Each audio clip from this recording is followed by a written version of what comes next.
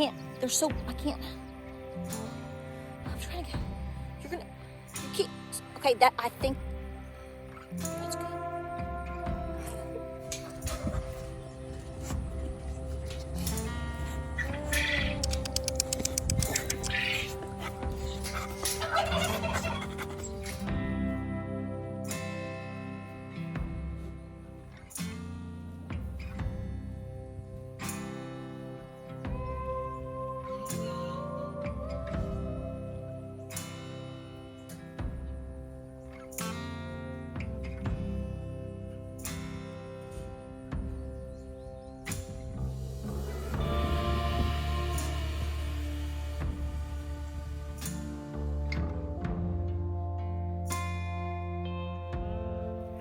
All right, guys, it's finally cooling down a little bit. We've got about an hour or so. We're gonna pull as many of these potatoes as we can quickly dig up before the rain hits us this week. So let's see what we've got, and welcome to Appalachia's Homestead. So I'm gonna kind of walk backwards a little bit here and show you our line of cosmos this year. Every single bit of this beautiful cosmos that has come up is all volunteers. All of our sunflowers over here, with the exception of just a few that are smaller, all volunteers. All of our huge watermelon patch, all volunteers. So that is such a bonus for us to have all of these things. Now, we did not get crazy busy with planting our garden until right before Memorial Day. So we're gonna be pulling our potatoes, and a lot of the old folklore is you basically need to have your potatoes up before July hits. Well, we're into the beginning of July, so I think we're gonna be okay. I have no idea what this harvest is gonna look like. I will tell you, this is the first time ever that I have grown potatoes, Nuna, and I didn't have a single potato bug. I don't know if I need to knock on wood, fall down the hill, go get an ice cream and, celebrate. I'm not really sure. So, but we're gonna take it, honey. No bugs up in this joint. I mean to tell you, we've got watermelon everywhere. The little watermelon. I mean, it's all in there. So this is why we have so many weeds, because it all came up as volunteers. But honey, if the Lord's willing to provide it, just like so, that's the way we're gonna take it. Now, the good thing is we don't have as many potatoes as we originally had, because we've been pulling a few here or there and have been indulging, especially on the red Pontiacs. And then the Cherokee language camp came last week, and they helped us pull a few too. So we're gonna see what we get.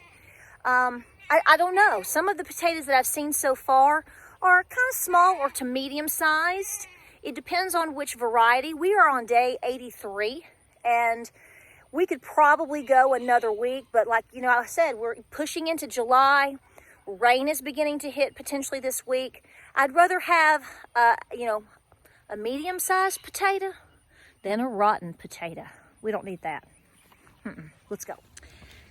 So I started pulling the Yukon Golds earlier just to kind of see what we're looking like here. This is kind of what we're looking like there. All right, son, what we're gonna do is you're just gonna take the actual plant. If you've got 2 or 3, this is what you planted, and this is what shot up. And what you're wanting to do, and the ground is very dry because it's been so hot. So we didn't really get much there. You got a little potato right here, okay? But what you're gonna have to start doing is we're gonna have to start digging out any potatoes that are underneath there. And they can trick you. You can have little ones, and you can kind of feel around and don't think you have anything, and come over here and you've got a big old potato. So we just got to keep digging and be thankful for whatever the Lord provides. Okay, so we're just working down. Now we put these in later than we used to. We put these in April, so we've already cleared that.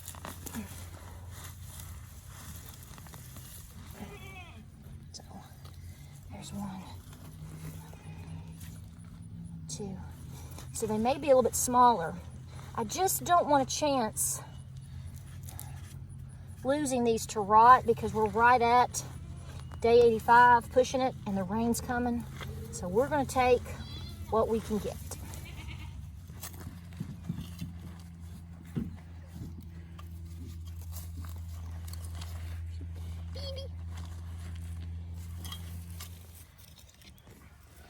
Okay, so what we are discovering is, ironically, so far the Kennebecks are doing better than the Yukon Golds. And a lot of our seed potatoes from the Yukon Golds, they haven't rotted, but the ones from the Kennebecks, which could be in the ground a little bit longer typically, are rotting. So it's kind of like the opposite, which we, is kind of unusual. But we're taking what we get, guys, definitely.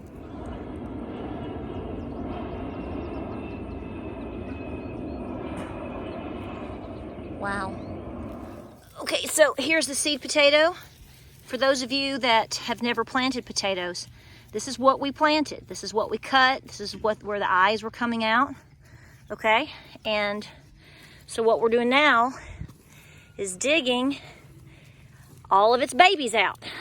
Okay, and like I said before, some of these are doing really well and some are kind of eh. So the bottom line is you never know how much you're going to get. Doesn't matter what the conditions are, you just never know. And you have to think about your own self-reliance when it comes to your food supply and reflect back on what was this like 150 years ago when your great-great-great-great-grandparents relied on their own food supply like this. What if it was a bad crop? Okay, something to think about. So dry. See, these are our red potatoes.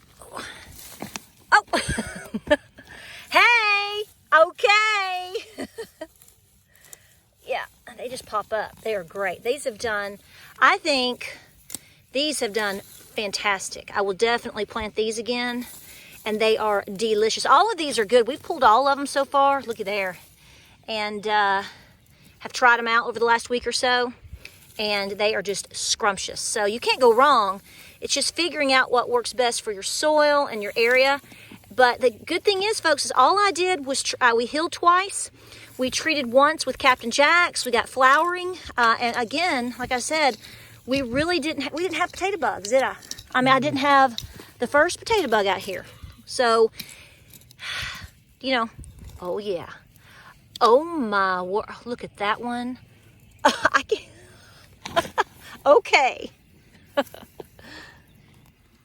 Okay, Mr. Potato Man, what do you think? You think these have done better because the ground is softer down here, not as much red clay? It could be that this got tilled better, looser. Look at that.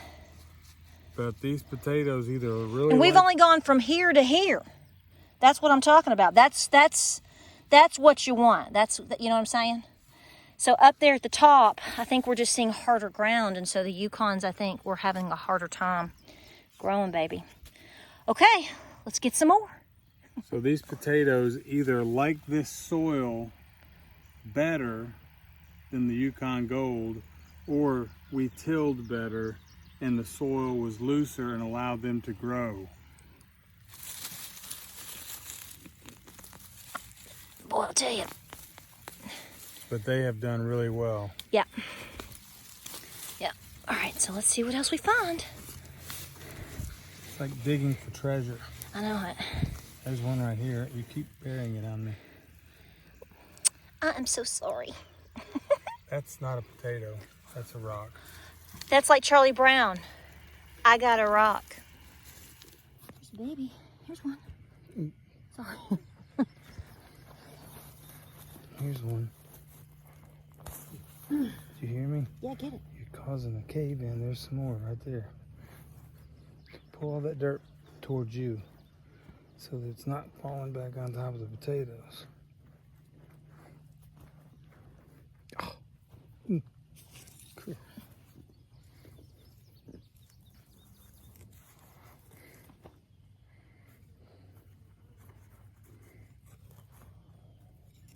That root. Oh.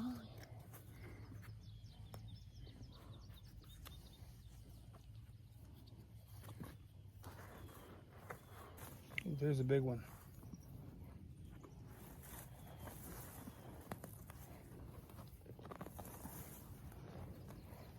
Another big one. What's there?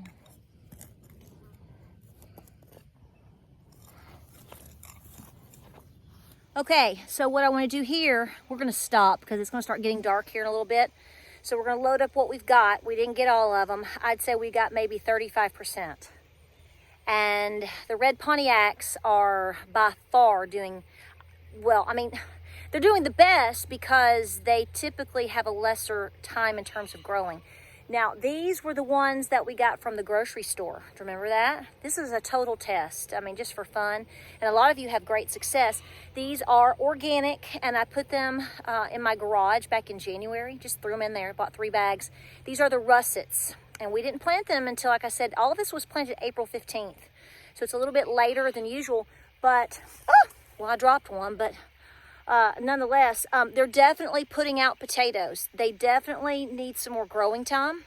So we might chance that, but what we are definitely doing is we're stopping for now. We're going to load up what we've got, take it in, and we're going to see what the weather is tomorrow, and then we'll resume. So what we've learned is, obviously, as you probably already know, the ground has got to be loose as a goose, girl. Loose as a goose.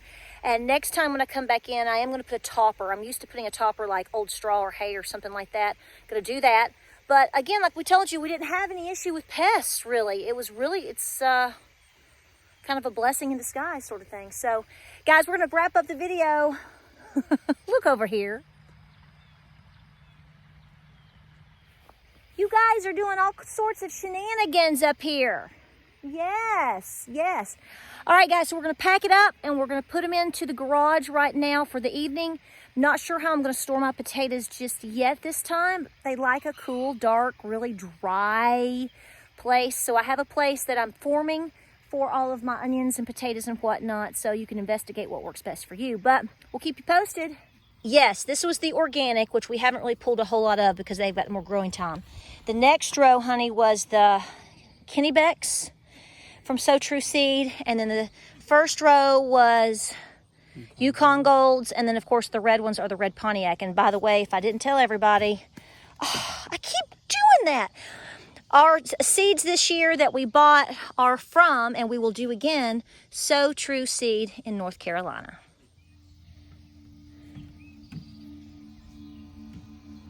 Taters. You know what?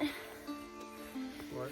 With all the work we've done and what we've got, it's never enough for a family for a full year if this is all you're relying on.